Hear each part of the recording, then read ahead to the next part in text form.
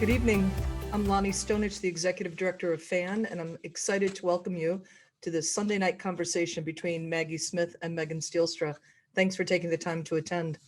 FAN is a nonprofit organization that presents a high-quality speaker series offered free to the general public on a wide variety of topics, including human development, mental health, education, social justice, and many others. We have over 100 videos of past events archived on our website and our YouTube channel for free public viewing, so please be sure to explore. Maggie Smith is the award-winning author of 3 books of poetry and 3 chapbooks, and her poems have been widely published and anthologized. In 2016, her poem Good Bones went viral internationally, and to date it has been translated into nearly a dozen languages, interpreted by a dance troupe in India, and set to music by multiple composers. PRI, which is Public Radio International, has called it the official poem of 2016.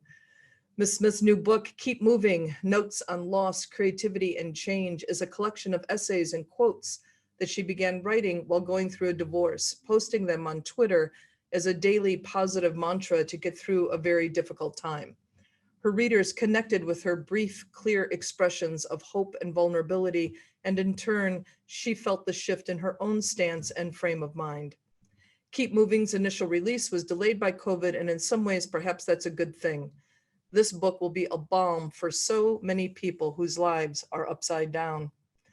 Megan Stielstra is the author of 3 collections, most recently, The Wrong Way to Save Your Life, which is a fabulous book, named the 2017 Book of the Year by the Chicago Review of Books. Her work appears in The Best American Essays, The New York Times, Poets and Writers, The Believer, Tin House, and elsewhere. A longtime company member with Second Story, she has told stories for National Public Radio, the Museum of Contemporary Art, the Goodman Theater, and regularly with the Paper Machete live news magazine at the Green Mill in Chicago. It is my true pleasure to bring to all of you Maggie Smith and Megan Stielstra. Hello, everyone. Hi, Maggie. Hi. Thank you so much to Lonnie and to everyone here at the Family Action Network for having us. Really quickly, as a way to get into the conversation, I just wanted to take a moment to acknowledge the history that we are all living in right now. The pandemic, the election, there's a racial uprising centuries in the making. And I know that there's also the deeply personal mountains that everyone here in this webinar today is trying to move on their own. I know that some of you are supporting students in an impossible school year. I know some of you are involved in organizing and rapid response. I know some of you are caring for people whose health has been affected by COVID. And in the midst of all of this work and fear and change, I hope that you are caring for yourselves a little bit as well too. We put our own selves second or third or 10th. And if you see yourself in that sentence, I invite you to take a moment and breathe. In the past year, I have read my galley of Keep Moving about 100 times, and it has saved me in ways I'm only beginning to understand, let alone articulate. And in thinking about where I wanted to start this conversation with you, Maggie, I think the main thing it has given me is that it is reminding me to breathe. And I was hoping you would tell us a little bit about how that affected the process of writing it for you, and just remembering to breathe and care for yourself as you were going through everything that was happening at this time. Well, first of all, thank you. I'm so glad to have you here and to be able to have this conversation. It's lovely to be here. I wish we were in the same room, and yet here we are, close enough. I'm going to pretend that we are. Okay, I think that's I'm great. just that, like, you're in the next room over there, and I can Yeah. I'm gonna probably grab you some tequila at some point. I would love that to might be just me. Okay. Open this French door and you just kind of come through behind. Okay. Yeah, so I started writing this book without realizing I was writing a book. And really it came from a place, I love that it is reminding you to breathe, because it came from a place of needing to have a kinder conversation with myself about who I was and am, and what was and is still possible for me in my life, despite sort of feeling like it burnt down around me. I think you're right that we put ourselves second or third or 10th or 15th. And so often when people come to us with problems, our friends come to us, or our relatives come to us, or our colleagues come to us, or our kids come to us because they're struggling through whatever the professional or personal or health issue is that they're having, we go to them with kindness and compassion. And we say, you are amazing. You can do this. You've got this. I'm here. How can I help? And when we go through these things ourselves, what we too often tell ourselves is not that kind or gentle. It's, well, if you were a different kind of person, Maggie, that wouldn't have happened to you. Or if you should have seen that coming, or you could have planned to avoid that. Or, we're just not great at extending the compassion that we would frankly give a stranger to ourselves. And so every day I would just get up in the morning before I had a cup of coffee, and I would write myself a little self pep talk, basically, to kind of have a kinder conversation with myself. And I posted them on Twitter, not because I revel in being really vulnerable in front of thousands of people. Right. But I started doing the posts at a time when not very many people, even in my own family, knew what was happening in my life. I'd kept things very, very closed, and was struggling a lot, but was not talking about it. And at a certain point, you start to feel very disingenuous, like you're living one life in your home and then another life publicly. And I think so much of what we do on social media by nature is so curated and so geared toward presenting ourselves in a good light, which makes sense. I mean, no one wants to see our sink full of dirty dishes, but it felt important to me just to sort of say, hey, I'm struggling. And not even to say what it was necessarily, but just to say, hey, I'm struggling, so I could feel like a whole person and not someone in real life and someone else on the internet. Mm-hmm.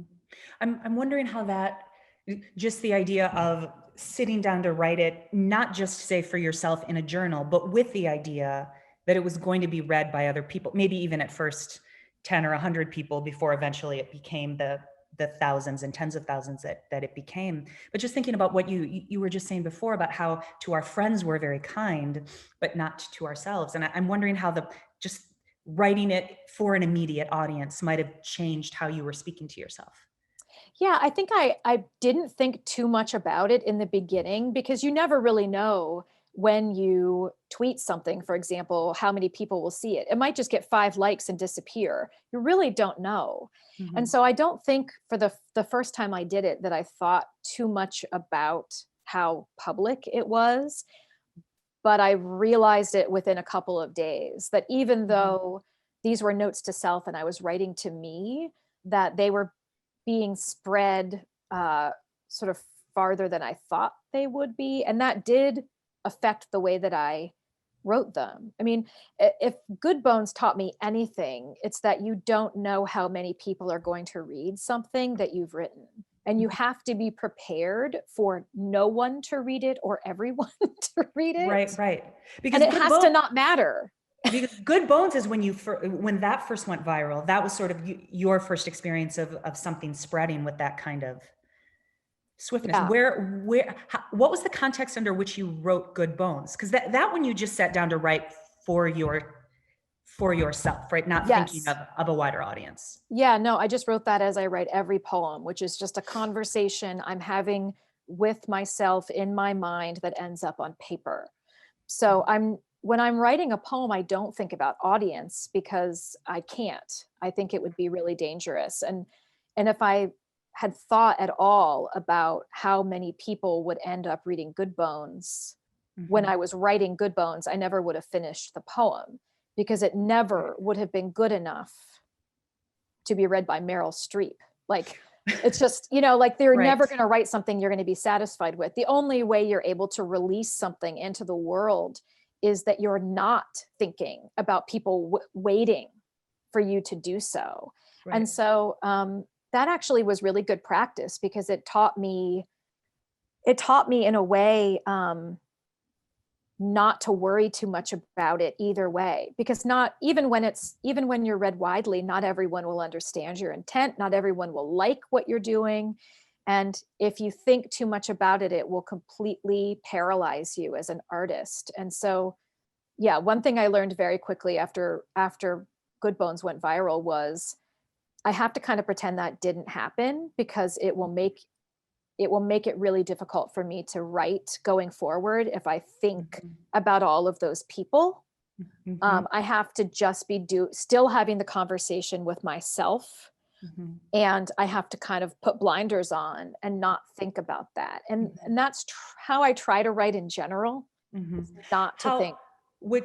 How was that? And see, now we're getting into the psychology of your mental process here, which is like I'm imagining myself digging into your brain, but just even sitting down to write the tweets then, with the knowledge that because just even posting it on Twitter is the knowledge that not only will this be read someday, but this will be read right now. And I'm wondering like how those blinders fit into your thinking. And then did that change once they really started taking off for you? It did change. I mean, it's really started as an inward facing reflective project.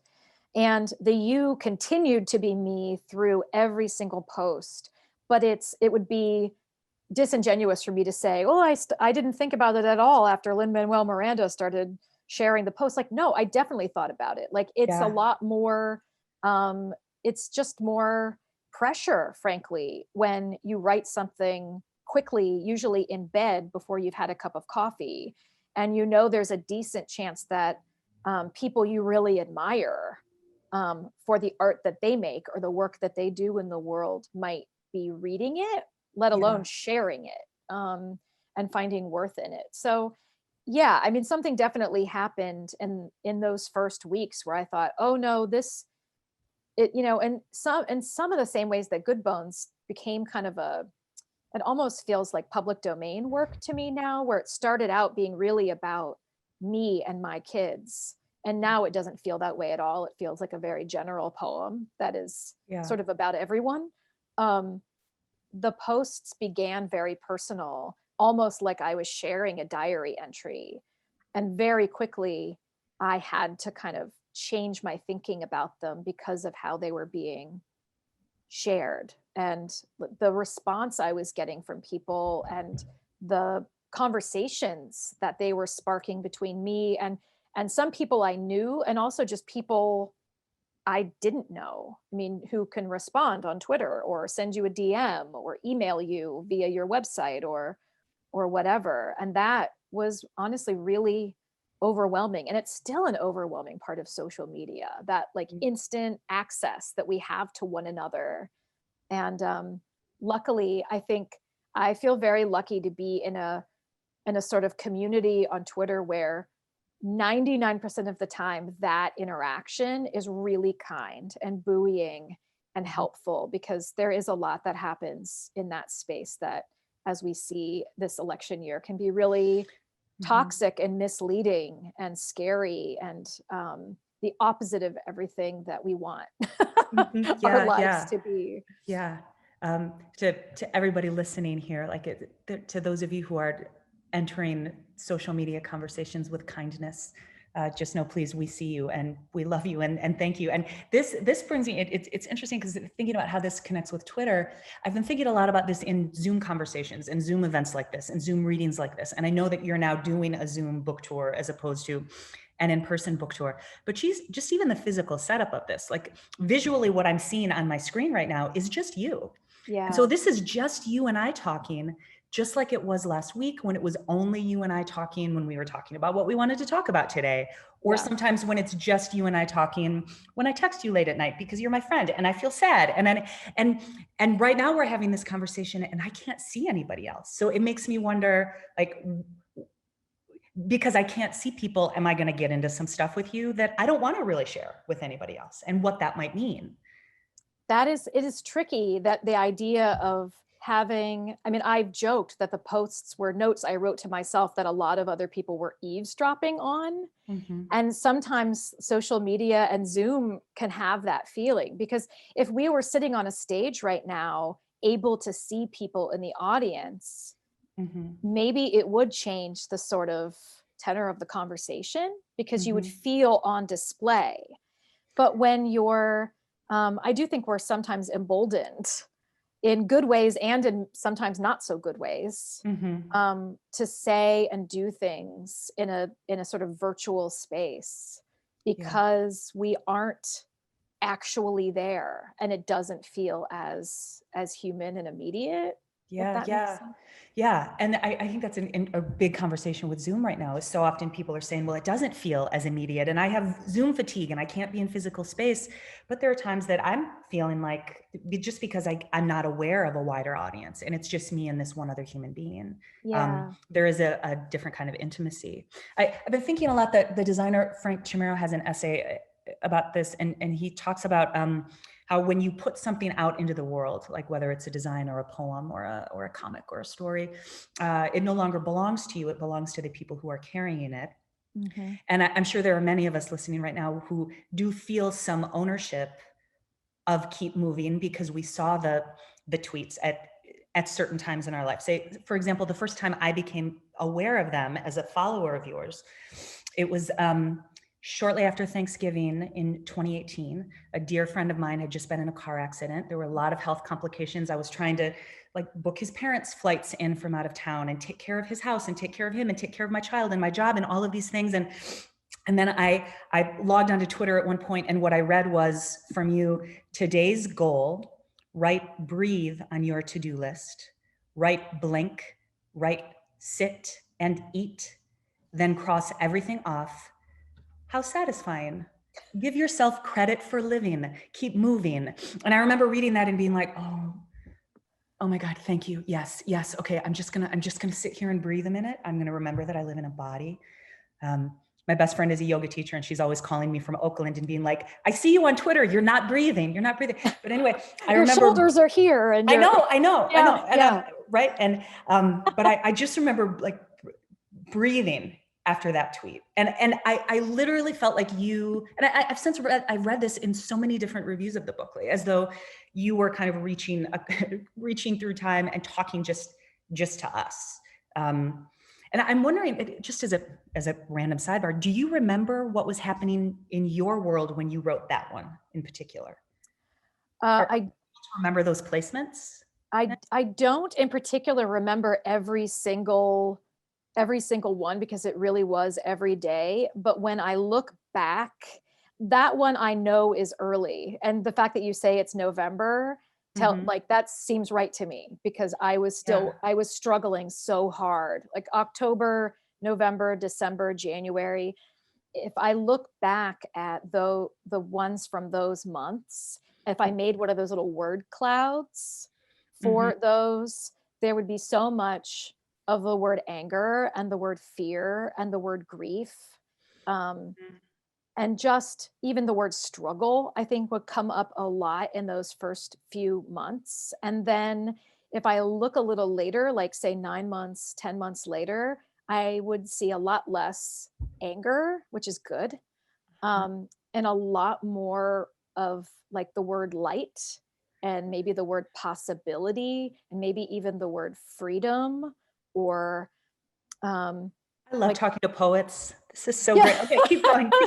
Yeah, I mean, it's funny, I get that they're quotes that aren't necessarily only applicable to me in that moment, that they do, I think, speak to different kinds of struggles that we might all be going through. They're general enough, but it is interesting that I can look back, and if I read one, I can kind of tell you probably calendar or season wise where I was, because of just the tone of the quote. I'm like, ooh, that I was really having a hard time there. Yeah. Or later I can be like, oh, actually, I think I started to like unclench my jaw a little bit at that point in the year. But it's like day by day track of your healing process. Yeah, I mean, because I wrote the book, everybody watched it happen in real time. Like I didn't think I was writing a book. I was just writing a quote every day, and I thought I would just keep doing that until it stopped being useful for me. And I didn't know when that would be, but over time, they started being useful enough for other people that I knew even if I woke up one morning and didn't need it, I was going to do it anyway, because I wanted to show up for the people who were logging on and expecting it that morning. And so it really did become a kind of like, it wasn't a drag at all. Like, it was, I felt this like marvelous sense of purpose at a time where I felt really kind of like lonely and and to feel like anything that I had to say might be making someone feel less alone, even if I was still feeling really alone, that helped. It helped me. It helped kind of lift me up out of my own well. So yeah, it was a strange thing to sort of have it happen in real time as people were watching. And there were people who were saying like, I think this is a book.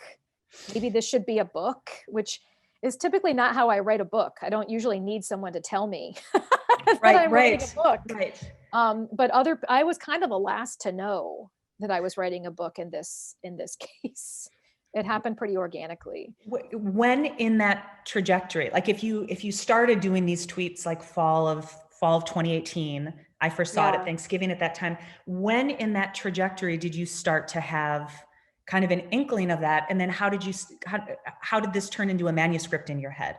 So it was December. So only 2 months after I started doing it. And it just within the first week or two, people were saying, I wish I had this, like to give, you should collect these somewhere. And I didn't know if it would just be a collection of quotes, or I didn't really know what it would be. But in December, I was talking with Kelly Sundberg, and I was talking with other writers and saying like, I think I might be writing a different kind of book that I've never written before. And I don't know how to do this. What is this thing called a book proposal? Like, how does one do this? So it that winter, and I still felt terrible. I mean, really, when this became a book project and I started writing the essays, I was still really, really struggling. And I wrote the whole book in 2019. Okay. The first like 3/4 of the year. Right. And for those of you who haven't encountered the book yet, it is a series of these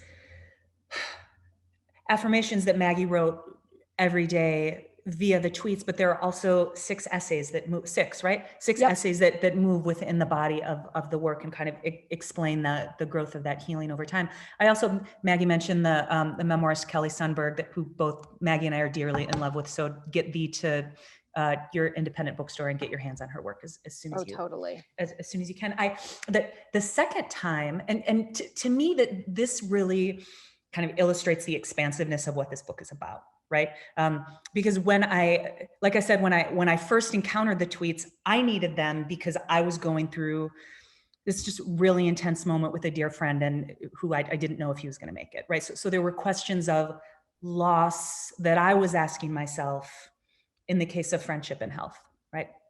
The next time I encountered the book was a year later. So this would have been fall 2019. And you sent me the galley about blurbing. And when I sat down to read it, to engage with it at that point, I had just gotten a big fat rejection on a book proposal. So I was feeling that, like that thing. And then, and people listening to me are going to think that I am making this shit up, but I promise I opened the galley just to a random page, and it was page 127. I know this now because my page 127 is completely shredded in my galley, but page 127 is revise the story you tell yourself about rejection. All that tells you is what you are worth to someone else, not what you are worth. Keep moving. And that was another moment where I was like, okay, Maggie is now talking to me about rejection of my art, and I have to keep going, and I'm just going to keep going, and I'm going to keep going. And I sat down and I wrote a blurb for the book about how it didn't just specifically apply to divorce. It applied to everything. And then 2 weeks later, I found out that my marriage was over. And then I sat down with your book again, and I'm like, well, yes, actually, this book is about divorce. It is about that as well, too. And I cannot tell you how many times I've looked at page 127 in a multitude of different contexts. And now that we're in the world that we are in right now. And I just wonder what it is like to have this realization of like, you made a book about a very specific struggle, but it is the book that we need right now as we are walking through this current moment in the world. You know, it's, well, thank you for saying that, first of all. Yeah. Goodness. You know, it's a weird, I describe it as sort of a, like when I got divorced, it was this weird Venn diagram, like the worst Venn diagram of emotions, where like the black overlap at the center was fear, confusion, anger, betrayal, sadness, grief. You know, there were like some like little bits of like freedom and in like a little, every once in a while you'd have this like little feeling of exhilaration, like, oh, I can do whatever I want now, but then that would kind of slip away and you would be sad again. Yeah. But it was such a, just a very, very dark layering of all of those emotions. And if there's one thing, I mean, the last, say, you know, 8 months, I have felt so much back in that emotional space. It's almost eerie how the pandemic and having my kids at home suddenly and having to, you know, work with their struggles and work with my own mental health struggles during this time, and just financially, what does this mean? You know, I'm a self-employed single mom in a pandemic. Hi. Yeah. Hi, everyone. Yeah. It's the Venn diagram is almost the same of feelings, that the fear, the confusion, the outrage. I mean, it's, you know, directed differently this time, but there's still a lot of outrage. And it's strange to have written a book sort of during my worst year and talking through some of the things that I've struggled through, like the divorce, like postpartum depression, like childhood anxiety and miscarriage. And I mean, I really sort of go through a lot in the book about different struggles and sort of how I pressed through them and what I've learned. But we're all kind of collectively in the worst year right now. Yeah. And so it does, in a weird way, feel like the book is out at the right time, if there is a right time for a book about sort of resilience and finding hope even when it seems impossible, which sometimes it does. It's hard, you know, it's hard right now to find optimism. Is it just like how all of us reading the book right now are engaging with it for the first time at this, because even though I was lucky enough to get a galley, so I read it earlier. It was supposed to be out last spring. It came out now. And so like most of the wider reading public is just engaging with the book in the past week. And so it feels very new, right? But this is what art does. It freezes time. So whenever anybody picks it up for the first time, I'm wondering, does it feel as though 2018 you is helping out you now? Like, are you able to go back through the book and see it as the breath that I'm able to see it as? Or for you, is it, do you reread your stuff? Maybe that's the bigger question.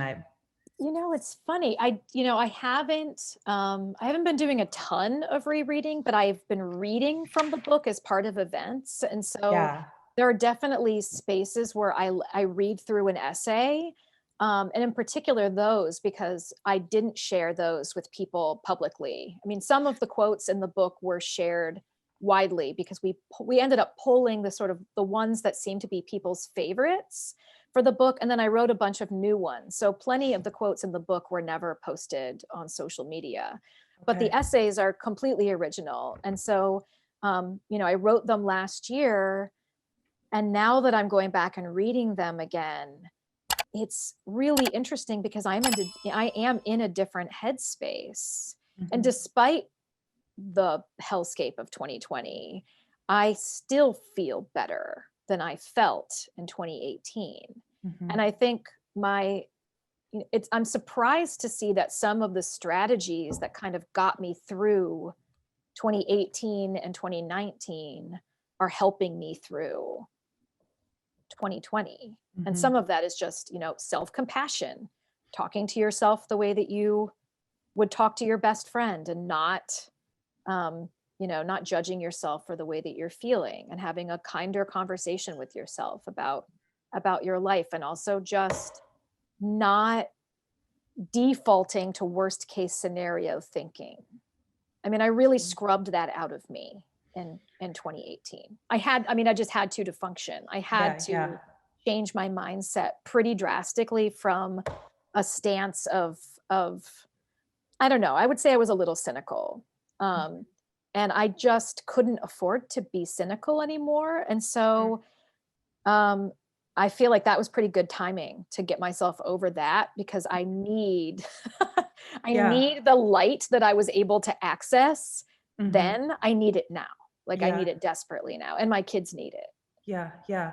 I appreciate the, just the, I don't know how to word this, like the force and edging. I don't mean force like Star Wars. I've been, my kid and I are quarantined in Las Vegas right now in an apartment. So there's been a lot of Star Wars in my life. Thank you to my friend Sarah Zamatis for the Disney Plus password. Should I just not have said that to 300 people? Okay. It's fine. All right.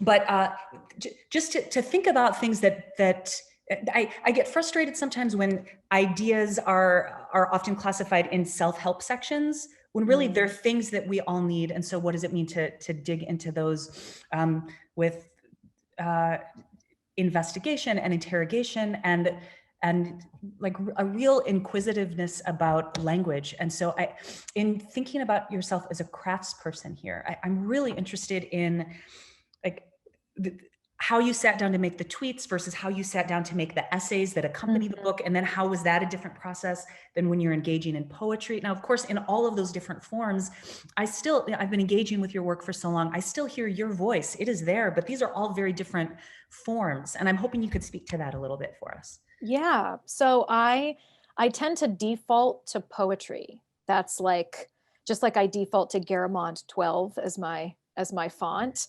Interesting. I know. I feel like I've just revealed something that everyone's quietly judging right now. Like, oh, she's a Garamond 12. Yep. I default to poems. That's my comfort genre, my home genre. So if I have an idea, I'm going to try it out probably in a poem first.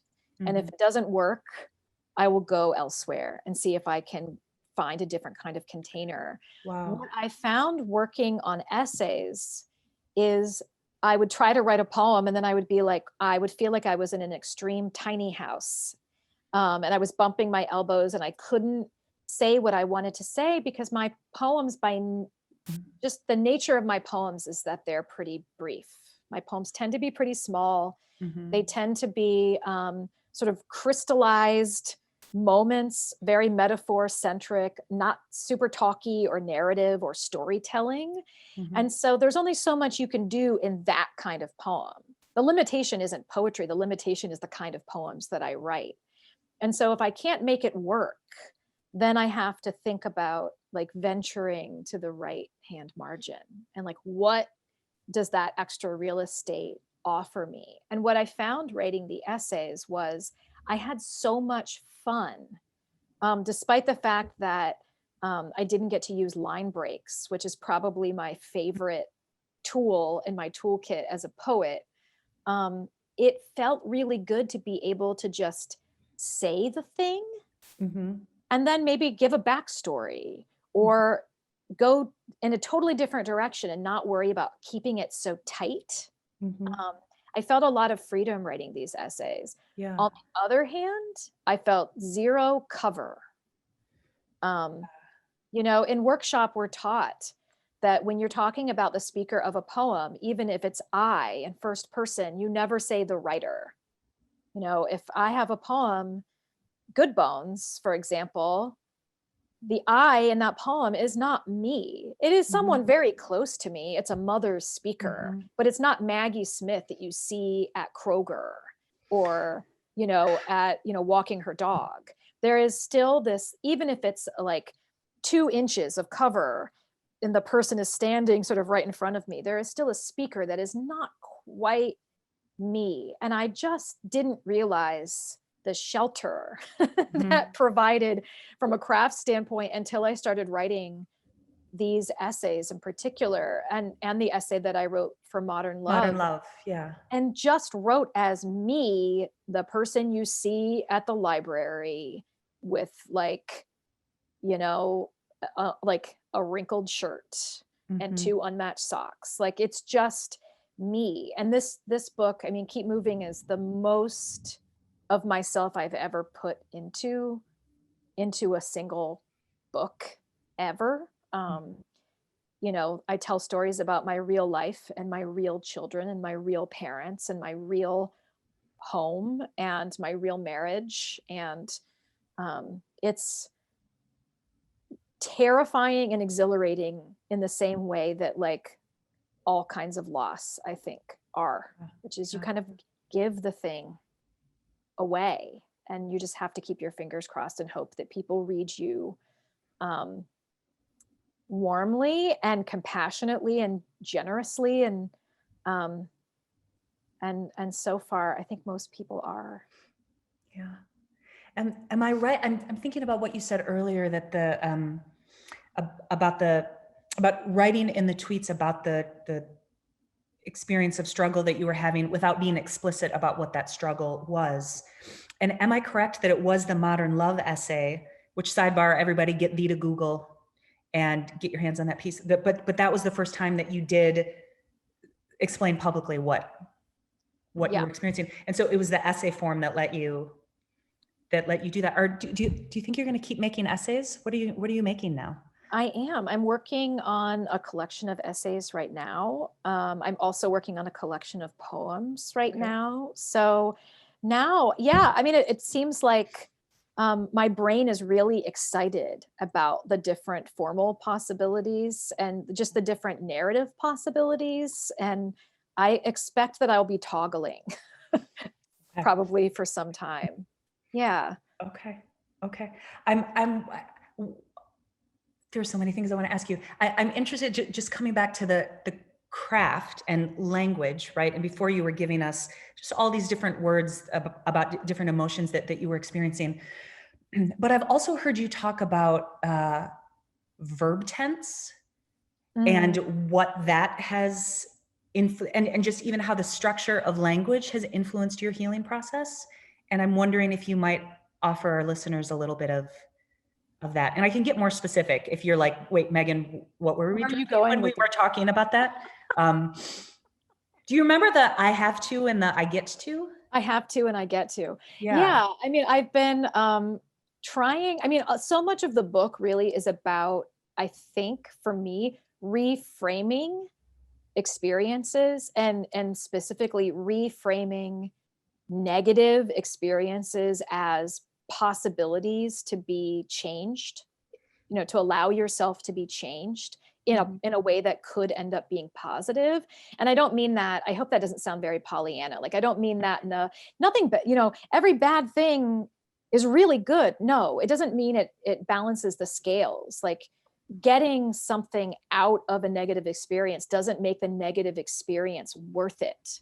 It just means it wasn't a complete and utter waste. It means you were able to like pull something, even if it's not balanced, pull something from it. And so part of the reframing for me is thinking about the way that I talk about things.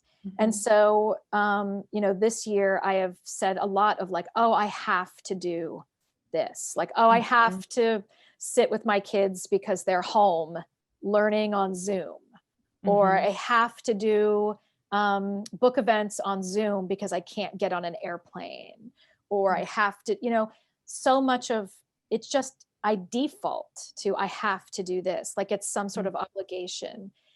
And I started thinking about like, well, what if I just changed the way I talked about it enough that I could see it as an opportunity? So now I try to say I get to, like, I get to sit with my son while he learns. Is it always fun and interesting? No, it's not. Yeah.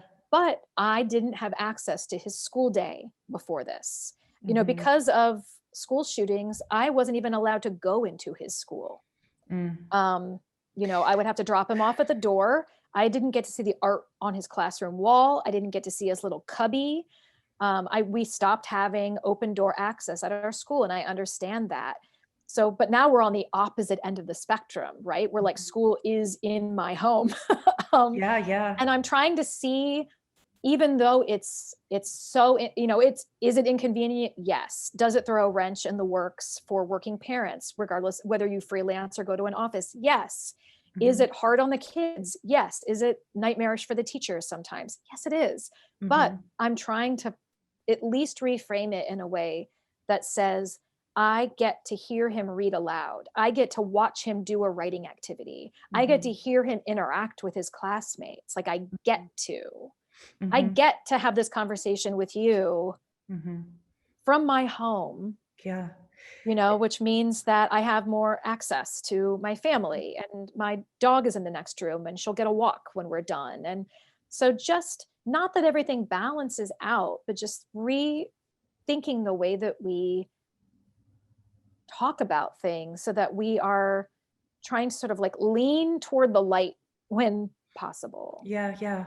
And this whole like aspect of word choice and like reframing via language is just throughout the whole book. Like, one other quick moment, this was months ago, but I was talking on the phone with my friend. I'm in Las Vegas right now. That's a whole nother story, but I'm very far away from my community. Hello, Evanston. I love you. I miss you. And I was on the phone with my friend Sarah, and I had a rough day, and I was talking about being heartbroken. And then I picked up the book, and you have one in there that says, it is literally like you are yelling at me through the page. And I just opened it up, and it said, stop saying you are heartbroken. You are not broken. And I just put down the book, and I was like, well, shit, I'm really not. And it's just amazing, like that quickly, just that aspect of language. So we know that where we get at language is because of what we read. And we are here, you and I, because for a lot of reasons, but because independent bookstores have lifted us up again and again and again. Amen. And they are, so many of our beloved spaces are hurting in this time right now. And as we sit on this space with so many wonderful, beautiful readers who are making their holiday lists and thinking about the books that they're going to be giving their loved ones. And a quick shout out to the Book Stall, the wonderful Chicagoland independent bookstore that is supporting us all here tonight. When everybody here on this call runs out to get your book for all of their best friends for the holidays, are there a couple other ones that you might suggest that they get their hands on? Because of course we shouldn't just buy one book from our independent bookstore. We should buy 2 or 5 or 20 while we're there. So I totally agree. I mean, there's one here. I don't know if you've read this one. Oh, there's one here that I would really recommend. I would also recommend this one, which is quite good. okay. And another one that I read during the year of the divorce that really helped me. Now I'm taking notes. Yes. This one. Yep. You know, there are so many others. I read poetry every day, first thing in the morning. And I read poetry in the evening, and I tend to like text my partner a poem in the morning and a poem in the evening. Is like, here's your morning poem, here's your evening poem. I feel like it's like, that should be the perk of having a poet in your life, is that they share poems with you. Yes. And I try to tweet them when I can too. So I always just recommend people go to their independent bookstores and go to the poetry section and just do the thing that we used to be able to do without a mask, which is go and open books and open to a random page. And if you find a poem or two in a book you like, just take it home with you. It's like adopting a dog, you know, it's looking at you with those big eyes. Just take it home. You know, it's like everybody wins. The poet wins, you win, whoever you're giving the book to wins, the bookstore wins. It's karma bucks for all, is my feeling about that. I love this. I love all of it. In just a few minutes, Lonnie's going to come back and she's going to give you a few questions that the wonderful audience has for you. But I'm wondering if before you and I leave this conversation, if you might read the last essay. Yeah, So I would love to. there's a question I want to ask you about it, but I want us to, I mean, and maybe it's totally selfish. I want to hear you read it. I want to hear it in your voice. Okay, Okay, thanks. I will read it. The last essay in the book is called Nesters.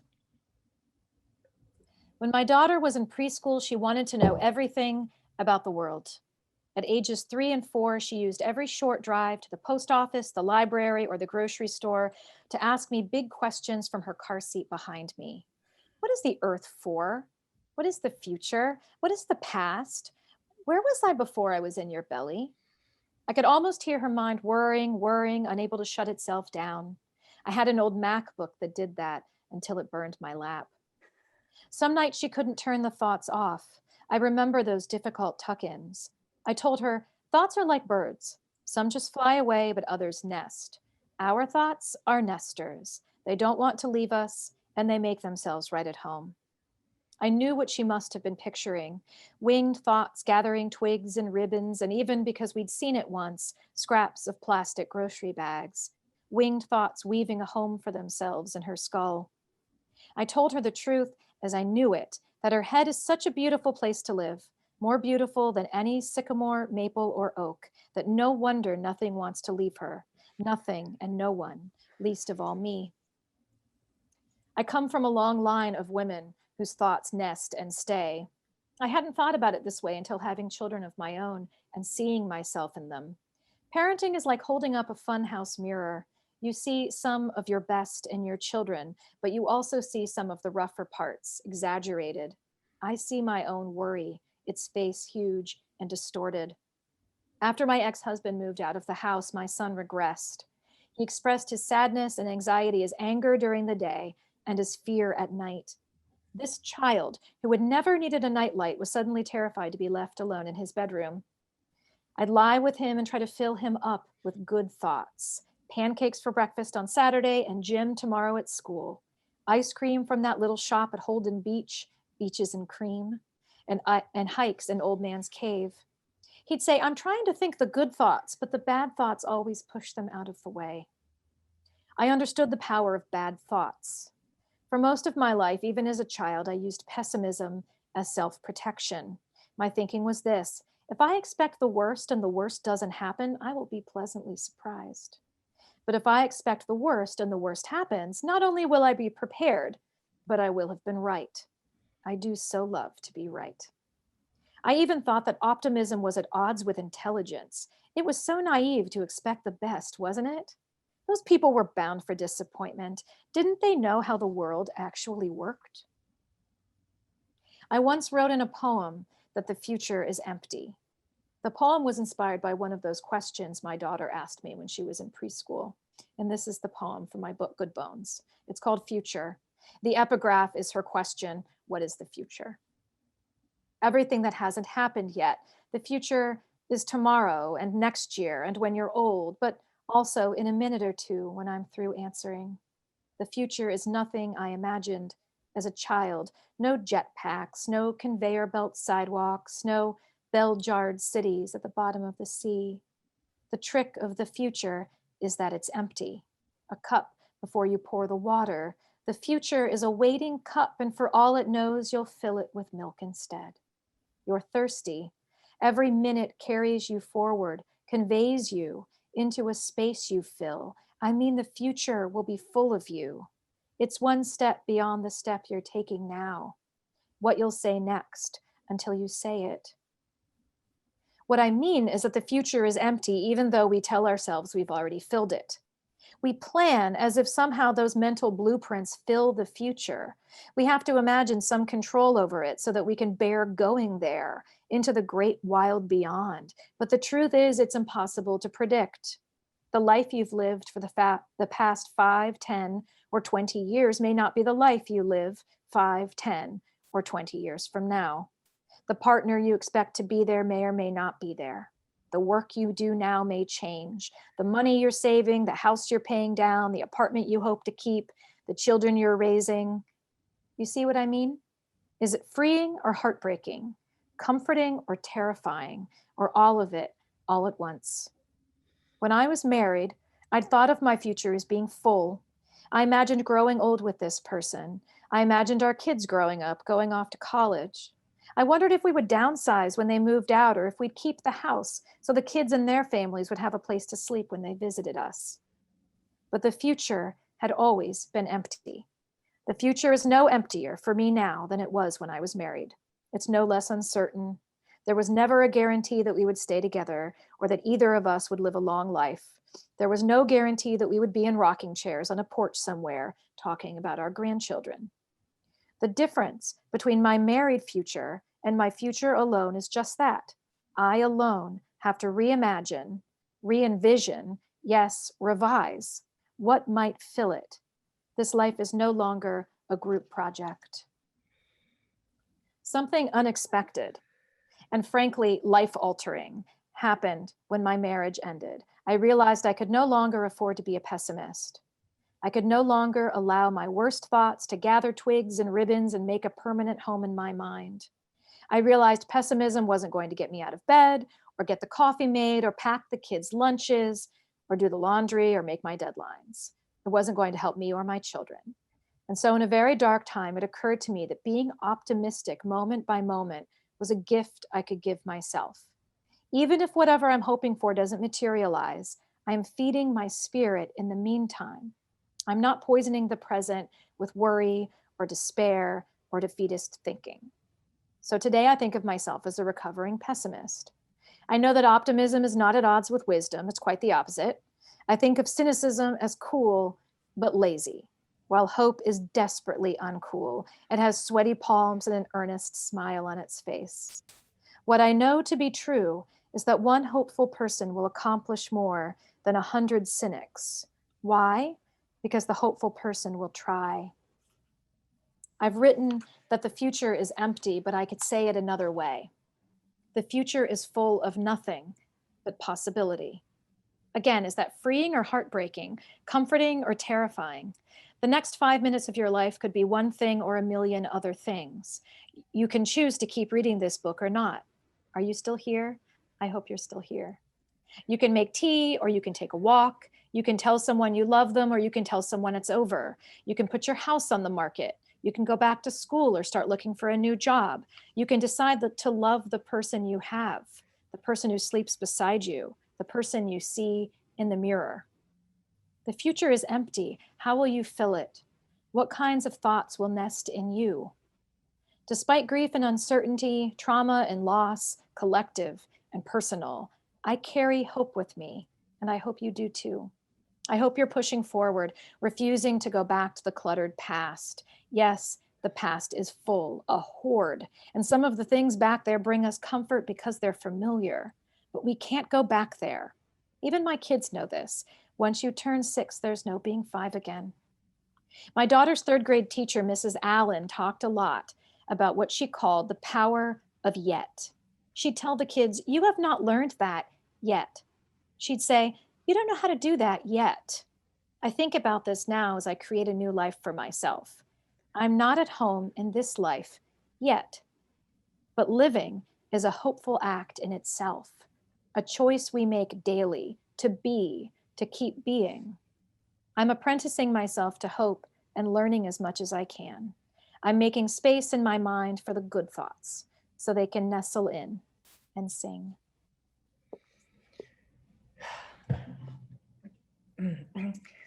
I'm thinking about how you wrote that a year or so ago for yourself, but just in real time, you just wrote that for me. And then I'm thinking about other people listening and other people reading and how the work freezes time. I wonder, I think so often when we make personal essays, time freezes in the moment that we write them. And so since you did write that a year ago, I'm wondering if there would be something that you would change or add, or not change or add now, but if you did, tell us. I deleted a sentence. I Just didn't now? read a sentence. I crossed it out in my book. I don't read it out loud. Do you know what the sentence? Tell us. I know. I was listening for it. It was It's yes, the sentence is, I'm not I'm healed. not healed from my divorce. I'm not healed from the pain of divorce yet. I deleted it. I feel better. I don't feel like I need that sentence anymore, which is wild. And that doesn't mean it's easy. I don't mean to say that it's easy and that co-parenting is a piece of cake and that there aren't still days where I get a Shutterfly memory that says, remember this day 8 years ago, and it's a picture of my old family unit. I mean, there are so many things that will bring things up, sights or smells or recipes in someone's handwriting you find in the recipe box. Or, I mean, you don't have almost 20 years with a person and not, I mean, I'm still living in the house. I'm still here. So that's not to say that it's easy and perfect and fine, but I don't feel the pain of the divorce anymore. And I didn't know that I didn't feel the pain until I read the essay and realized I didn't need to say that sentence anymore. Which is wild that essay would teach me something about my life a year later, and it did. So thank you for the opportunity for me to realize that. Thank you for the opportunity for me to hear it. Thank you. Hi, Lonnie. Hi, Lonnie. Hi, kids. I hate to break up such a nice little slumber party. It's been great just being the hundreds of flies on the wall here. It's been wonderful. I'm going to throw a couple quick questions. We'll make this the lightning round, Maggie, and we'll go maybe 2 minutes to maybe 3 minutes past 8, just to make sure we get a couple questions in. So let's go with the quickies, which I think might be quickies. So from Mike asks, Maggie, do you read your morning poems before writing? Yes, only because I do not write every day. So reading is something I do every day. Writing is something I do when the mood strikes me. I don't have a daily writing practice. So yeah, I try to fill my mind with language, and then we'll see what happens. Okay, this one might be, I'm going to gamble that you'll be able to do there's probably a short version, a long version to this. I'll give you the short version. Well, exactly. I'd like to know, from Judy Carr says, I'd like to know who Maggie's favorite poets are. Oh my goodness. Is there a short version to that answer or no? I love Louise Glick. I love Rita Dove. I love Michael Bazzett's new book is just absolutely knocking my socks off. Victoria Chang, Michael Bazzett. Can you spell that? The last name is Bazzett, and the book is called The Temple. It's so amazing. Victoria Chang's new book, Obit, is bonkers good.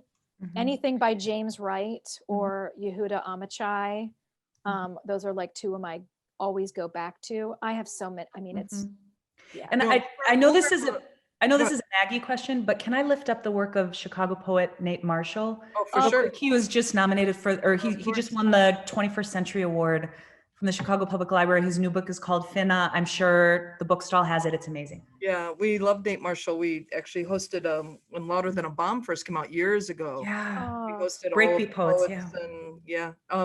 Okay, so let's move forward. Here you go. Let's see. From Dana.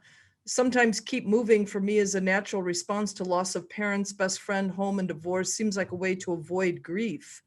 Did you ever experience this?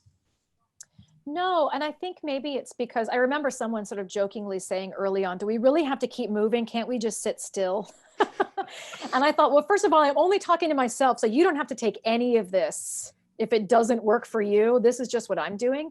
But for me, it's really never been about moving. It's been about sort of not looking in the rear view mirror and not having that be where my focus is. It's been about sort of like looking around and staying present and then looking ahead. And a lot of that happens in stillness and quiet and not in a sort of muscling ahead. It's just sort of avoiding the impulse to turn around and always be craning to see back at what used to be. All right, I'm gonna throw one more at you from Michael. Outside of other poets and writers in literature, I wonder what are some of your other sources of inspiration for your wisdom? Oh, my kids. I joke that they are freeloaders. because they live rent-free and eat all of the food, and keep growing into new shoes and clothes. But their payment is their beautiful thoughts, the metaphors they come up with, the just like the love and affection they have for me, and just loving me as I am, no questions asked, which is the most you could ask for from any human being. And the other things I would say are, listening to music and engaging with visual art and engaging with film and taking long walks and watching nature documentaries. I mean, really just filling yourself up with all the good stuff as much as you can. Okay, good. Thank you. All right, so I'm going to wrap it up there. Look how nice, 8:02. Megan, great interview. Thank you so much for what is clearly your extensive preparation. Really appreciate it. It was nice to see you both prepared, but also having a personal connection gave a lot of flavor to the interview, and we're very grateful to that. Maggie, of course, love your work. I know a lot of people probably took a lot of notes. For those of you watching, we'll put in these links, the link to the Modern Love essay that Maggie wrote. We'll put in some links to some of the authors. We'll get a nice clear list from Maggie of her authors and the book title. So when you get the link from us in a few days with the recording, we'll include all of that info for you if you weren't writing fast enough. So we'll take care, we'll be the stenographers on our end. So I want to thank everyone for joining us tonight.